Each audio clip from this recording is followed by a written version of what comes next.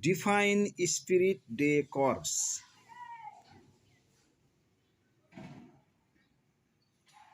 Spirit Day Corps refers to the sense of unity, loyalty, and common purpose among members of a group or team.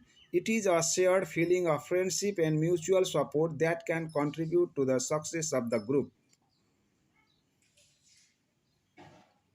Define organizing. Organizing refers to the process of arranging resources and tasks in order to achieve specific goals or objectives. This can involve creating a structure of a project or organization, assigning roles and responsibilities, and coordinating activities and resources to ensure efficient and effective performance. कक्षा 12मा अध्ययनरत विद्यार्थीहरूको अन्तिम परीक्षा एकदमै नजिक आइरहेको छ। आउँदो परीक्षामा सबैले राम्रो अङ्क ल्याएर पास गर्नुहोस् र भविष्यको महत्त्वपूर्ण खुड्किलो पार गरेर सुन्दर भविष्यको ढोका खोल्न सक्नुहोस् भन्न चाहन्छु।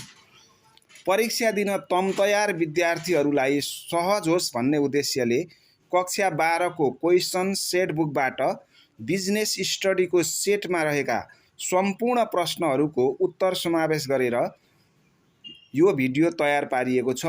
यो क्वेसन सेटको सेट नम्बर 1 मा रहेको छ। यो भिडियो कस्तो लाग्यो? मन परेमा लाइक गर्नुहोस्, आफूलाई उपयोगी लागेमा आफ्ना साथीभाइहरूलाई सेयर गर्नुहोस्। सेट बुकको सेट 1 मा रहेका सबै प्रश्नहरूको उत्तर समावेश गरी तयार पारिएको यो भिडियो पुरा हेर्नुहोस् ताकि आफूलाई पनि यसले फाइदा गरोस्। र यदि यो भिडियो तपाईहरुलाई मन पर्यो भने अरूलाई पनि शेयर गर्नुहोस्। यस भिडियोको उपयोगिता प्राप्त गर्न सक्नुहोस् र यस प्रकारका भिडियोहरू मन परेमा यो भिडियोलाई सब्स्क्राइब पनि गर्नुहोस्। साथै यस प्रकारका भिडियोहरू अपलोड गर्न साथ तपाईको नोटिफिकेसनमा देखियोस् भन्न चाहनुहुन्छ भने नजिकै रहेको बेल आइकनमा थिचिदिनुहोस्। ल सुरु गरौँ है त आजको प्रश्नोत्तर। Question number 1. Define Spirit Day Corps. Spirit Day Corps refers to the sense of unity, loyalty, and common purpose among members of a group or team. It is a shared feeling of friendship and mutual support that can contribute to the success of the group. Define organizing.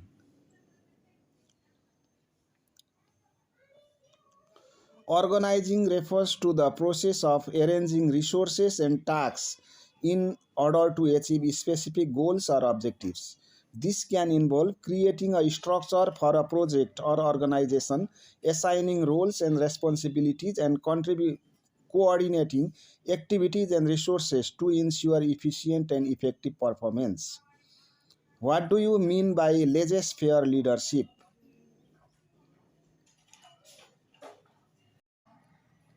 Laissez-faire leadership is a style of leadership in which the leader provides minimal directions or guidance to the subordinates, instead allowing them to make their own decisions and work independently.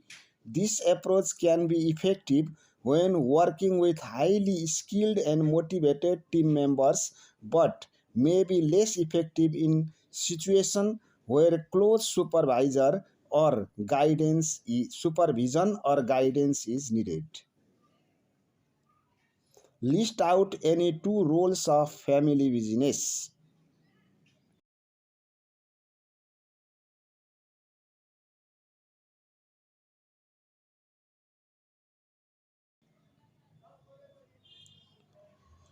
Two roles of family business may include maintaining family harmony and relationship while running the business,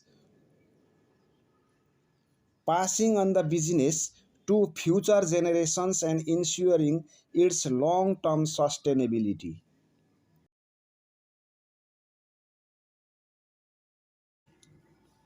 Define feasibility analysis.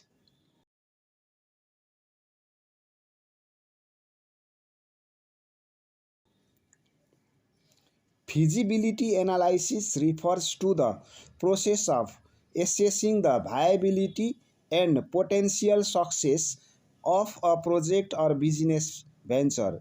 This may involve analyzing market trends, financial projections, and other relevant factors to determine whether the project is likely to be profitable and sustainable. Enlist any two features of conflict management.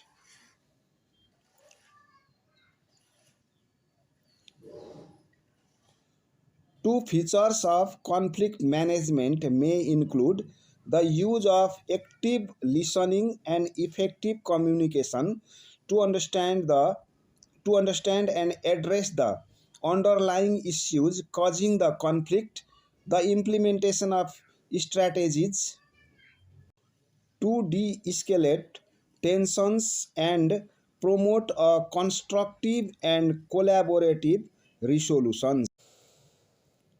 List out the process of decision making.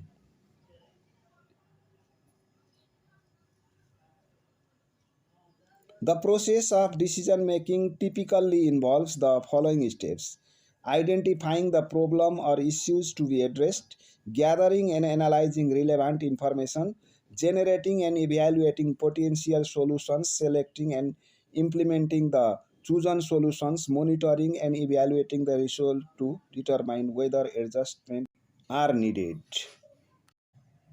What is organizational structure?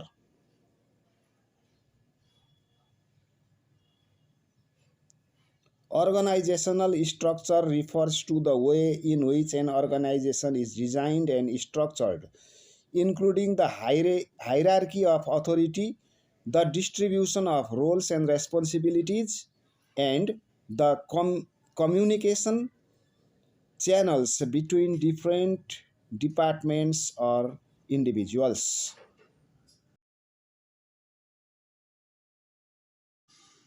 Trace out any two features of controlling.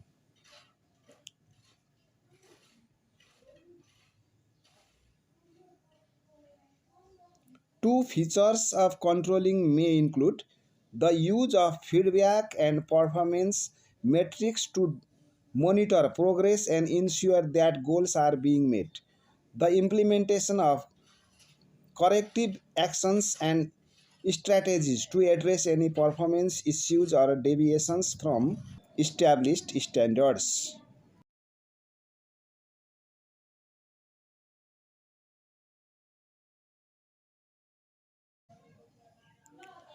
Maslow's need hierarchy theory includes five levels of human needs: physiological needs, such as food, shelter, and clothes; safety needs, such as security and protection; love and belongings needs, such as social relationship and connections; esteem needs, such as achievement and recognition; self actualization needs, such as personal growth and fulfillment.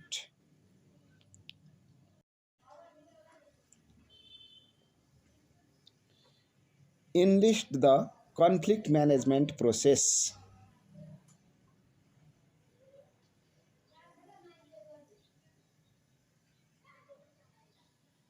The conflict management process may involve the following steps: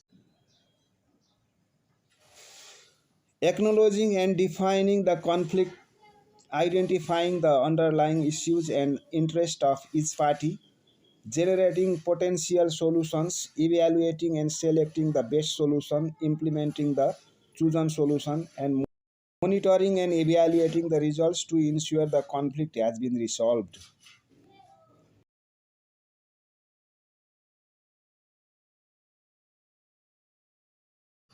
Now, 5 marks question. What are the levels of management? Explain the functions of top level management. The levels of management refers to the hierarchical position within an organization. There are typically three levels of management: top level management, middle level management, and lower level management. Top level management consists of executives or high level managers who are responsible for the overall strategic directions of the organizations. The functions of top level management includes setting organizational goals and objectives. Top level management is responsible for setting the long term goals and objectives for the organization, developing strategies to achieve goals. They develop strategies that will help the organization achieve its goals and objectives. Allocating resources. Top level management is responsible for allocating the necessary resources, including financial, human, and material resources, to achieve the organizational goals. Making key decisions. They make important decisions that impact the overall directions and success of the organization. Establishing policies and procedures. Top level management establishes policies and procedures that guides the behavior and action of the organization's employees. These policies and procedures help ensure that the organization is operating efficiently and effectively.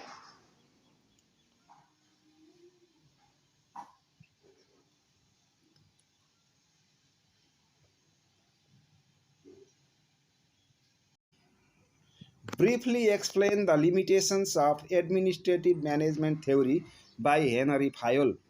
Henry Fayol's administrative management theory is based on the principle that management is a universal process that can be applied to any organization or industry. While his theory has been influential in shaping modern management practices, it has several limitations, including neglect of human relations. Fayol's theory does not adequately account for the human element of organizations. This can lead to an overemphasis on rules and procedures, which can stifle creativity and initiative. Lack of empirical evidence. Fayol's principles were not based on empirical research but rather on his personal observations and experiences. As a result, his theory lacks the scientific rigor or more recent management theories.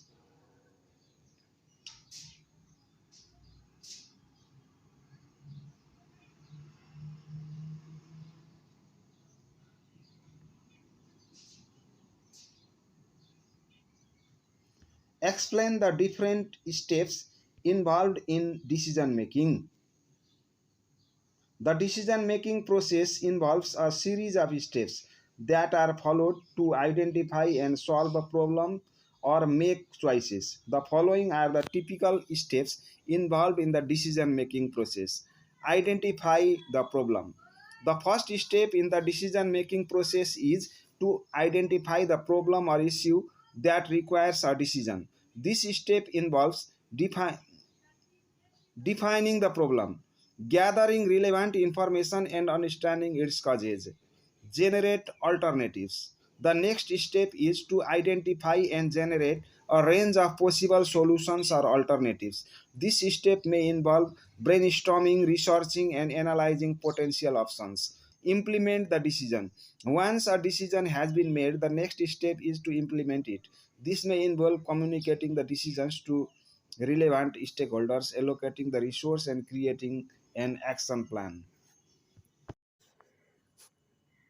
Evaluate the outcome.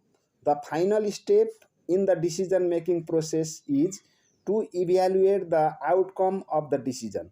This involves assessing whether the decision was effective in solving the problem or achieving the desired outcome, and identifying any lessons learned for future decision making. Write down the benefits of planning. Planning is the process of setting goals, identifying the steps needed to achieve those goals, and creating a timeline for when those steps will be taken. Here are some of the key benefits of planning. Clarity of the goals. Planning helps to clarify Goals and objectives allowing individuals or organizations to focus their efforts on what they want to achieve. When you have a clear goal in mind, it's easier to prioritize tasks and work towards a common purpose. Improved efficiency. With a clear plan in place, individuals or organizations can work more efficiently, using their time and resources more effectively. A well planned project or task is likely to be completed more quickly and with fewer mistakes than one that is done without a plan. Better decision making. Planning provides a framework for making decisions, allowing individuals or organizations to weight different course of action. When decisions are based on a well thought out plan, they are more likely to be effective and successful. Increased accountability. Planning creates a clear set of expectations and deadlines, making it easier to hold individuals or teams accountable for their performance. This can help to ensure that everyone is working towards a common goals and that progress being made towards achieving that goals. Reduce risks. Planning helps to identify potential risks and challenges, allowing individuals or organizations to take steps to mitigate those risks. This can help to reduce the likelihood of failure or setbacks and increase the chance of success. Explain the principles of delegation of authority. Delegation of authority is the process by which a manager assigns tasks and responsibilities to subordinates and grants them the authority necessary to carry out those tasks. Effective delegation is based on a set of principles that ensure that tasks are assigned appropriately and that subordinates are empowered to carry out their responsibilities effectively. Here are the principles of delegation of authority.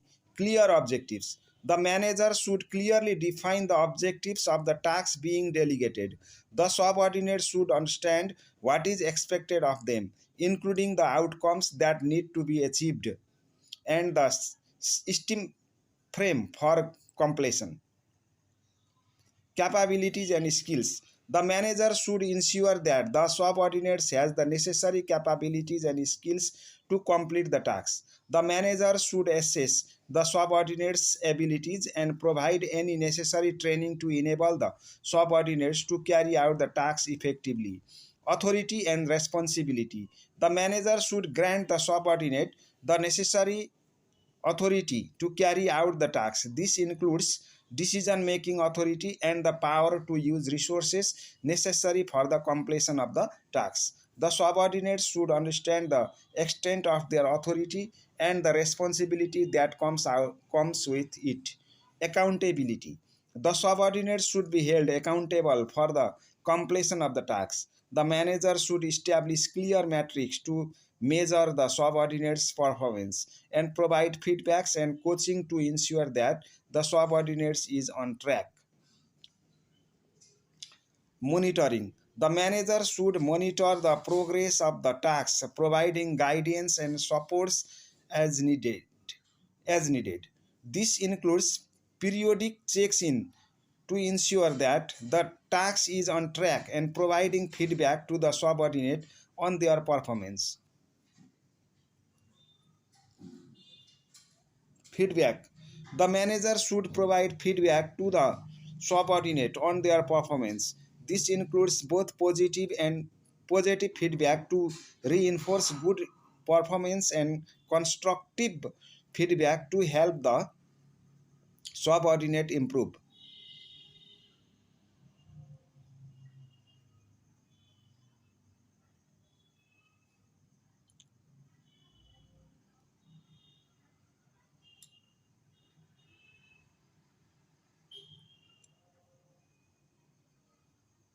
What are the essentials of effective control? Explain. Effective control is crucial for success of any organizations as It helps to ensure that the organization is moving towards its goals and objectives. The following are the some essentials of effective control. Clear goal and objectives. Effective control requires clear goals and objectives that are specific, measurable, achievable, and relevant and time bound.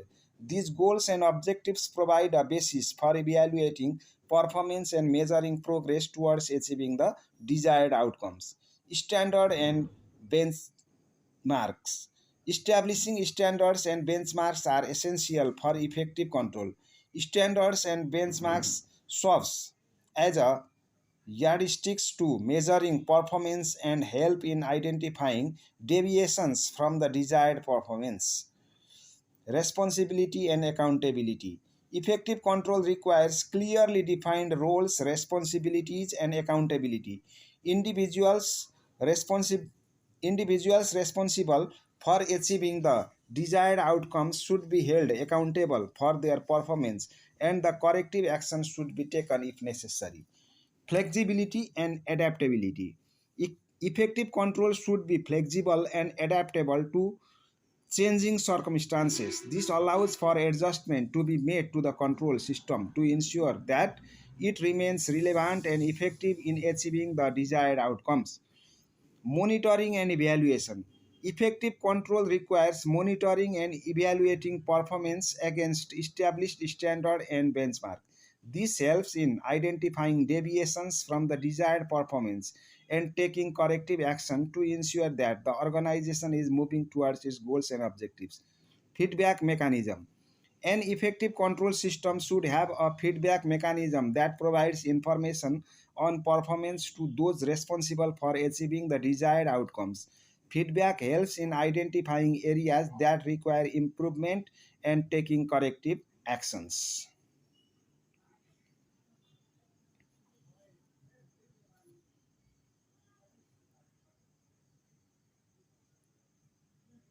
Introduce Horsbach's dual factor theory of motivation.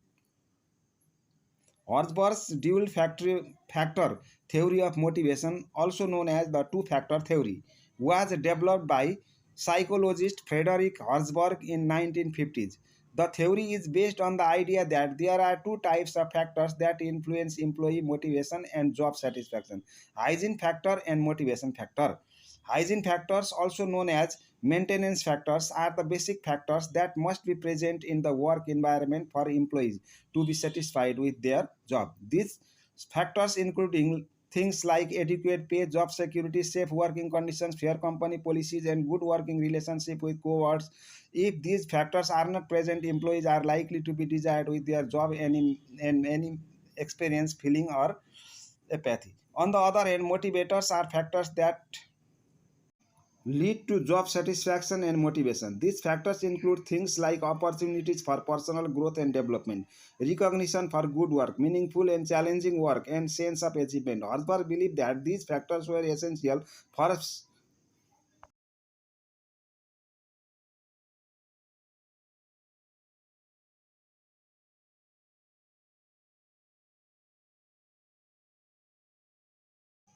for job satisfaction and could not be achieved through simple adjustment to hygiene factors. Horsburgh theory suggests that managers must focus on both hygiene factors and motivators to create a positive work environment that promotes employee motivation and job satisfaction. In other words, providing good working conditions, fair pay, and other basic needs of employee is necessary but not sufficient to motivate them. Managers should also focus on providing opportunities for personal growth, challenging work, and recognition for good work to motivate their employees. By addressing both hygiene factors and motivators, managers can create a work environment that fosters employee motivation and job satisfaction, leading to improved performance and productivity.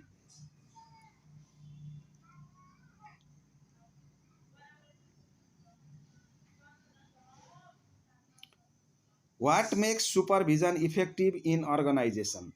Explain. Effective supervision is essential in organization for several reasons. Here are some of the key factors that contribute to the effectiveness of the supervision. Clear expectations and goals. Effective supervision requires clear communication of expectations and goals for individual employees, teams, and the organization as a whole. When employees understand what is expected on them, they are more likely to perform at their best and work towards achieving their goals.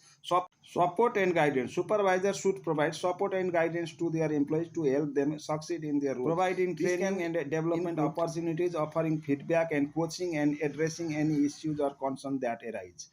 Accountability. Supervision involves holding employees accountable for their performance and ensuring that they are meeting their responsibilities. This helps to promote a culture of responsibility and ownership, where employees take pride in their work and are motivated to do their best. Motivation and engagement. Effective supervision can also help to motivate and engage employees, which can lead to a higher level of job satisfaction and productivity. By recognizing and rewarding good performance, providing opportunities for growth and advancement, and creating a positive work environment, supervisors can help to keep their employees motivated and engaged.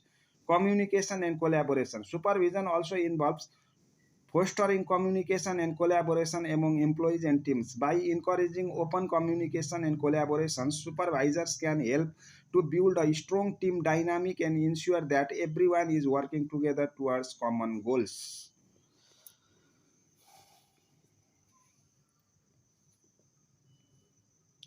Introduce family business with its importance.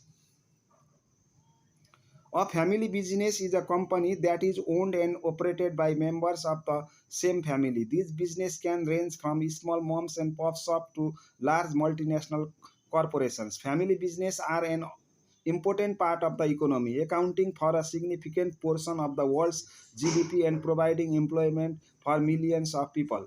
There are several benefits to running a family business. Firstly, family business often have a strong sense of purpose and shared vision. Secondly, family business are often more flexible and nimble than larger corporations, allowing them to adapt quickly to change in the market. Thirdly, family business are often more trusted and respected by their customers and suppliers, which can help to build a strong relationship and loyalty.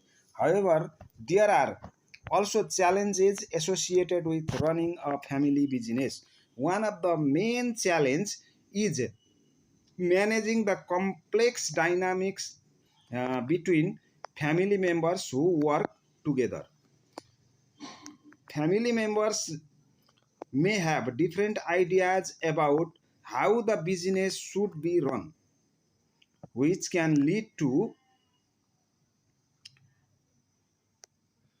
disagreement and conflict. Additionally, family business may struggle with issues around succession planning, as it can be difficult to pass the business on to the next generation while ensuring its long term success.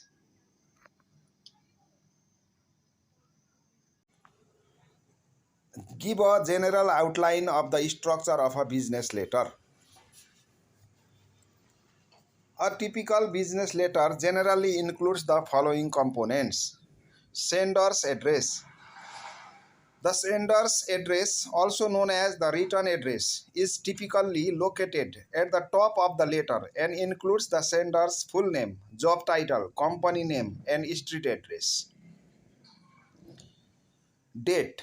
The date is placed below the sender's address and should be written in full, including the month, day, and year. Recipient's address.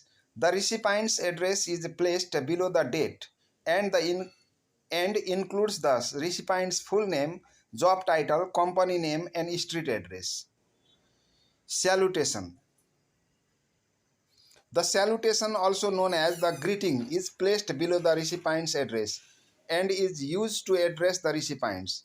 It typically starts with "Dear" followed by the recipient's name and ends with a colon.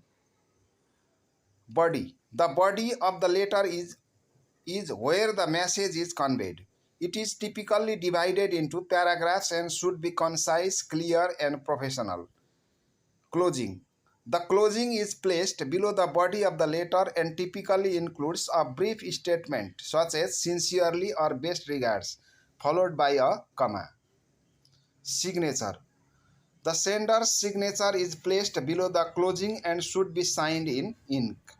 Enclosure.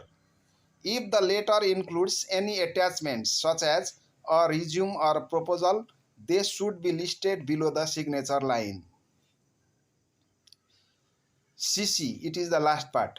If the letter is being sent to multiple recipients, the CC or carbon copy line can be used to list additional recipients. How do you differentiate decentralization and delegation of authority? Explain the importance of delegation of authority. Decentralization and delegation of authority are two distinct concepts. They are not the same concept, although they are related in terms of their impact on organizational structure and decision making. Decentralization refers to the distribution of power and decision making authority throughout an organization, usually by dividing it into smaller units or departments. In a decentralized system, decisions are made at the local level by individuals or groups who are closest to the issues at hand. Decentralization can also refer to the distribution of power and decision-making authority to external parties, such as customers or suppliers. Delegation of authority, on the other hand, refers to the process of assigning responsibility and decision-making power to a subordinate. In this case, the manager or supervisor is still ultimately responsible for the outcome, but they empower their subordinate to make decisions and take action on their behalf. The importance of delegation of authority. The importance of delegation of authority lies in several benefits that it offers to an organization. Firstly, it allows managers to focus on more important tasks by delegating routine tasks and decision making to subordinates. Secondly, it helps to develop the skills and capabilities of subordinates by providing them with opportunities to take on new challenges and responsibilities. Thirdly, delegation can enhance the speed and efficiency of decision making by empowering subordinates to make decisions quickly and independently. Finally, delegation of authority can improve the moral and motivation of subordinates by giving them a sense of ownership and responsibility for their work.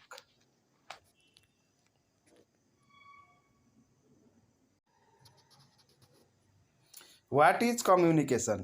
Explain the barriers to effective communication. Communication is the exchange of information or ideas between individuals or groups through verbal or non-verbal means. Effective communication involves transmitting messages accurately and clearly so that the intended audience can understand and respond appropriately. However, there are several barriers that can impede effective communication, including some of the barriers are language barriers.